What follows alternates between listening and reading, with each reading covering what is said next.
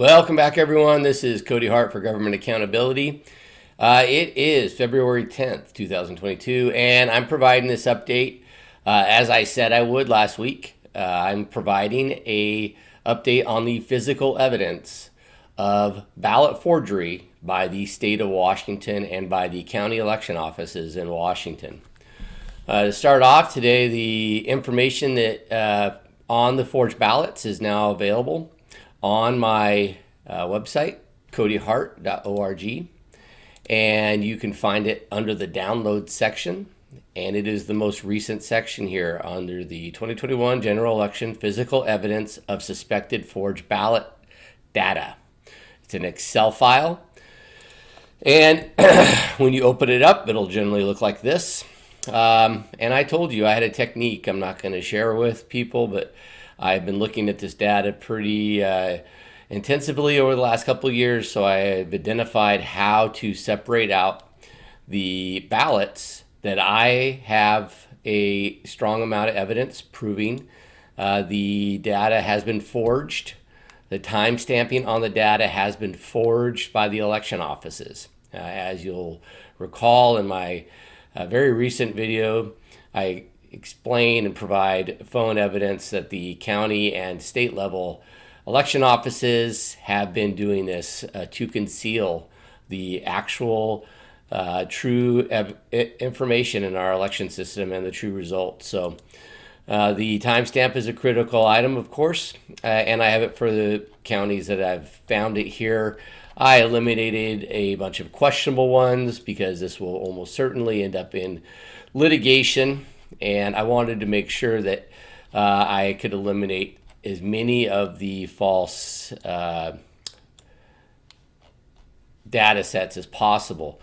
My counties on here: Snohomish, Skagit, King County, Jefferson County, Kitsap County. And so for those who want to work on this in your own counties, I am trying at a state level, and I'm emphasizing it in my region throughout Whatcom, Skagit, Snohomish, San Juan, and Island counties. Notably, Island County is not on here. But San Juan, I had some initial evidence of them, mostly Whatcom, Skagit, and Snohomish, with the largest being Snohomish, as has been the case in all the election data that I've come across with the most irregularities. Whatcom is in there as well. King is among the highest in the state. And this is all for the 2021 general election. We'll see what the county and state offices do to hide the current special election results as much as they can, and find out then.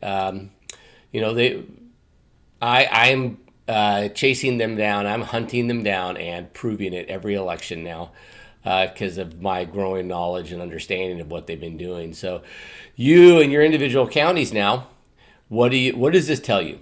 Well, first off, I am claiming the digital data has shown me that the people identified in this list had a ballot generated at a time that is falsely presented here in this list, and that in reality they had ballots generated after this time, is my accusation, and that the election office has forged these times and forged the results of the data. And that is it's a criminal act, and it's evidence that we are fighting a state that does not want to be transparent about the true results. They want to eliminate the auditable record of them.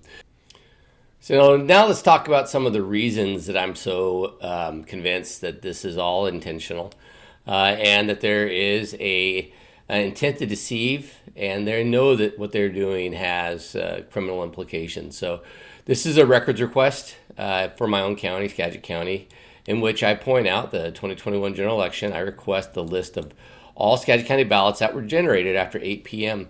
on election night. For the requested data, I request all information associated with the ballot be provided.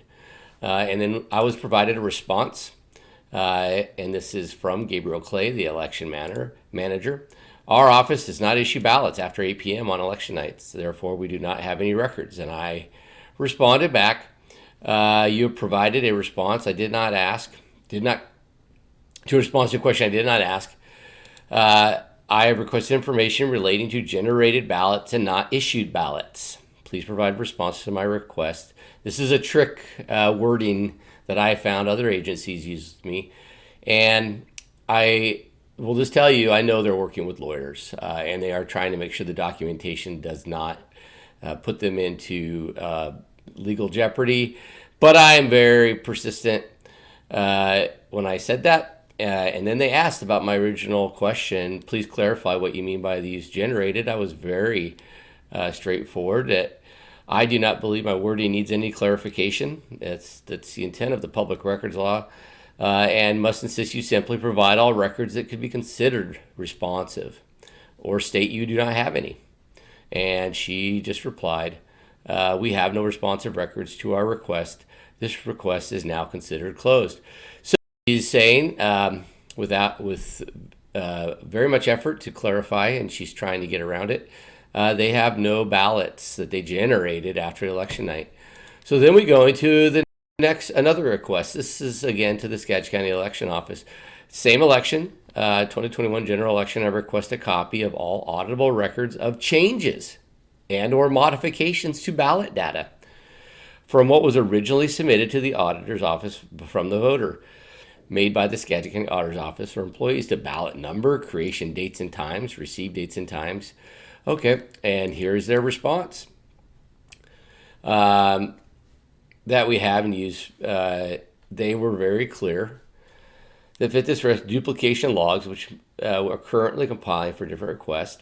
Okay, you'll see those in the previous video I did. Besides, we have we do not have any records in response to this request. So they are confirming these two records requests. They are stating they don't generate ballots after the election, and they don't keep a record of any changes that they make to any ballots. And that is, again, we have a lie, and then we have neglect to maintain an audit trail, and they know they're doing it. And this is what this physical evidence of this ballot data will prove. Law enforcement has this, and investigations are moving forward, is my hope. But my hope is dwindling, as I will explain in future videos, as I uncover more about what is going on with the investigative process here into Washington State and our national election fraud concerns. So that brings us to something very recent in our state legislature, Senate Bill 5843. And this is legislation proposed by Governor Inslee. He wants to be a legislator as well as the governor, in which they are attempting clearly to intimidate and to thwart those who would report on election concerns across our state. And so I just want to share with everyone, I'm very pleased with this concept, because now that I have disclosed the evidence of statewide forgery in our election system, I would plan on using, and I will use, this law, if it is passed, which I doubt it will be, against Mr. Inslee if he ever utters a word that there is not widespread election fraud in Washington State. This is my update for the day. I want to remind everyone we are winning. The more news that gets out on this, the more we expose, the more we win. And we are definitely winning big time right now. So thanks everyone for your support, and keep praying that we fix the mess that we have here in Washington State so our kids don't have to deal with this.